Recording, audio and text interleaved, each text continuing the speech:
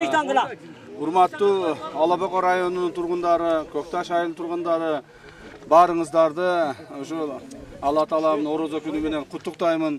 Орозоңуздар кабыл болсун. Алла Таалам ошол туткан орозоңуздарды кабыл кылсын.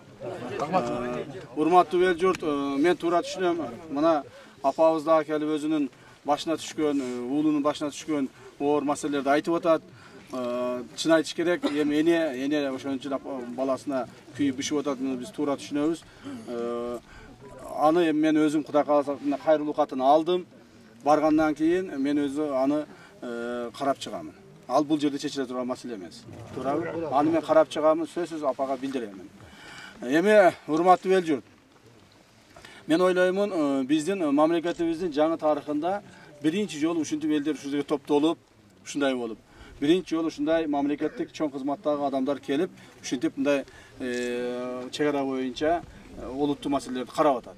Так, чек-аранын ушул мамлекеттик чек араны тактоо боюнча комиссиянын төрагасы бул жака келди беле, келдик беле?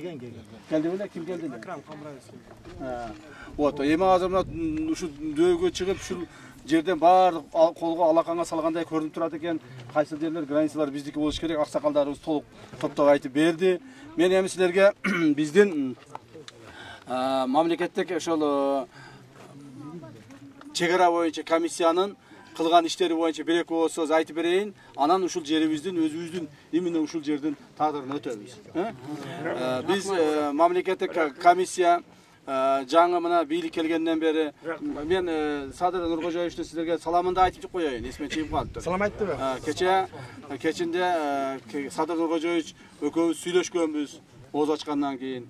Ал киши ошол мага айтып, эми ошол жерге барып, эл менен жолугуп, элге менен чоң саламымды айтып кой деп суранды. Ошол президентибиз Садыр Нуркожоевич саламы силерге буйрсун, жетсин ошол. Ал киши дагы сиздердин проблемаңыздар менен, чек ара проблемаңыздан толук маалымат алып отурат, Ошол жеринде ал бардык мамлекеттик органдарга көрсөтмөсүн берип карап атат. Ошолордун мамлекеттик органдардын башында чек араны карай турган. Мына мен ошо мамлекет тарабынан дайындалган адаммын. Менин милдетим бул силерге келип, силер менен түшүндүрүп, сүйлөшүп, ишти карап жасаш менин түзө-түз милдетим. Ошол милдетимди аткаруу негизинде силерге келип отурам, урматтуу туугандар. Урматтуу эл журт. Эми биз кандай иштерди кылып атабыз? Келгенден эле ошол сүйлөшкөнбүз. Биз чек араларды тирак тактайлы.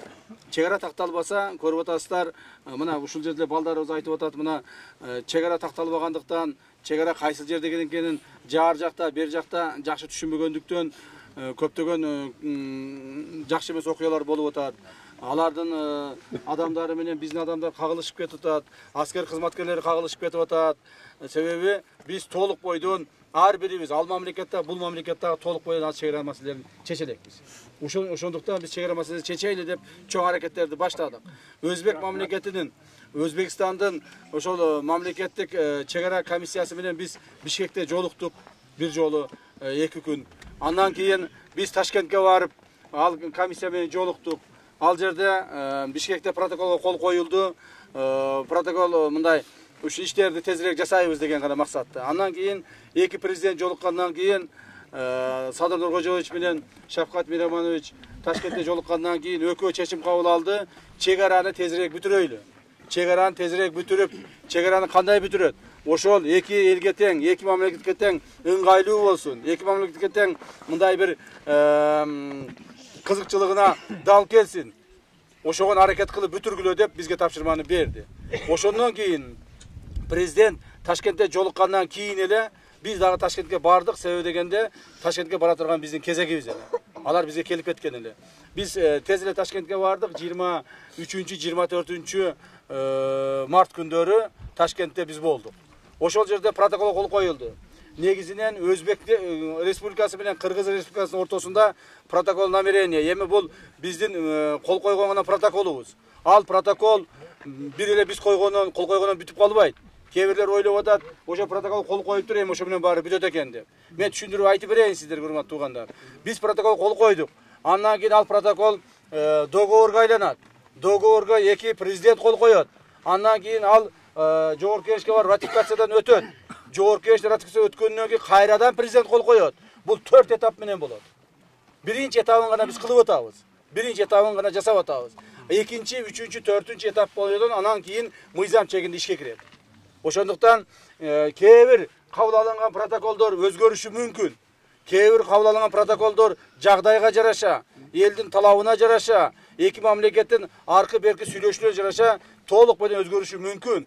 Анан протоколдор кол коюлуптур, бүтүптүр, андай мындай болуптур деп ойлобоңуздар. Себеби ошентип жанагыдай туура эмес түшүнүп алган адамдар эми чегерабыз кетип калыптыр, эми биягыбыз калып калыптыр деген сөз болуп атат. Андай эмес. Атайын чыгарып атышы мүмкүн ошолор нерсеничи атайын. Азыр эми туруп.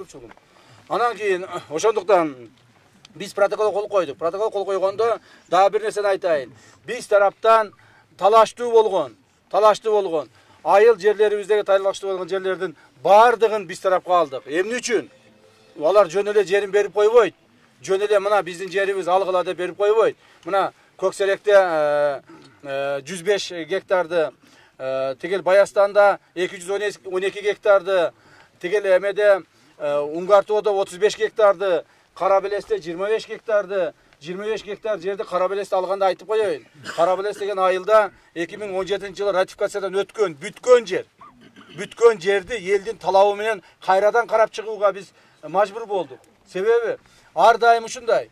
Бүтүп эле ушул ойдон казык кагылып токтоп калбайт. Эгерде эл талап кылса, эгерде ошо мамлекет бири-бири менен дал келише турган болсо, чегараны өзгөртүп кычайса болот.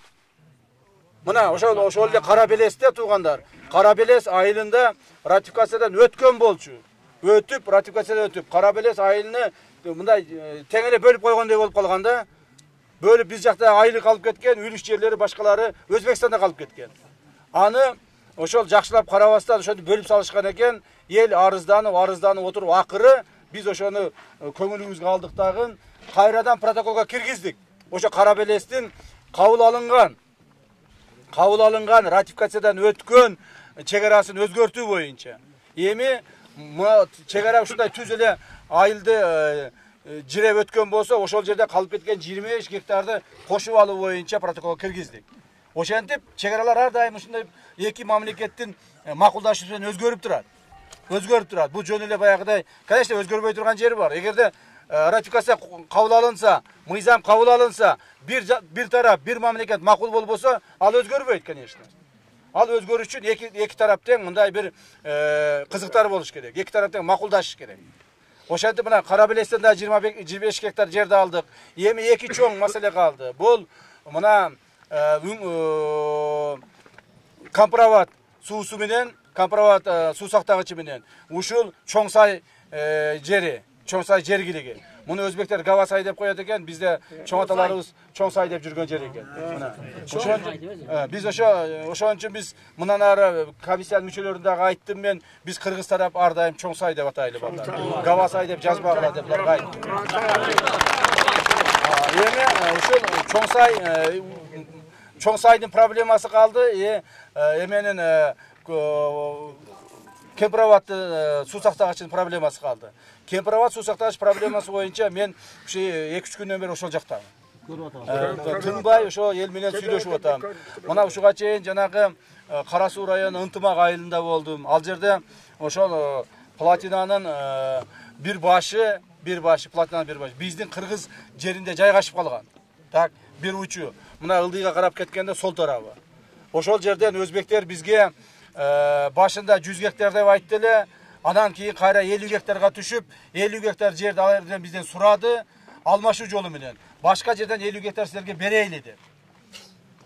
Биз ошентип протоколго кол койгонбуз. Бирок элдердин талабы менен эл чакырып 50 гектарды биз бере албайбыз. Биз берсек бу жерден 20 гектар гана бере алабыз. Башка жерден 20 гектарга алмаша бергиле. Себеби 50 гектарды берсек, биздин мынау жерлерибиз кошулуп кирип кетип атат деп элдин талабы болгондуктан, биз элдин талабын угуп, кайра ошого кайтайлы деп чечим кабыл алдык.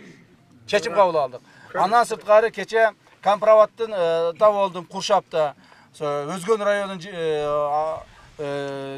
жашоочулары менен жолуктум. Ошол жерде жолукканда алар дагы айтып атышат. Биз Компроват суу сактагычыны бербейбиз. Компроват суу сактагычынын астындагы жер bizde ошо бойдон калат. Ошо бойдон калат. Ошондуктан biz bunu eç kim жерге eç нерсеге алмашпайбыз.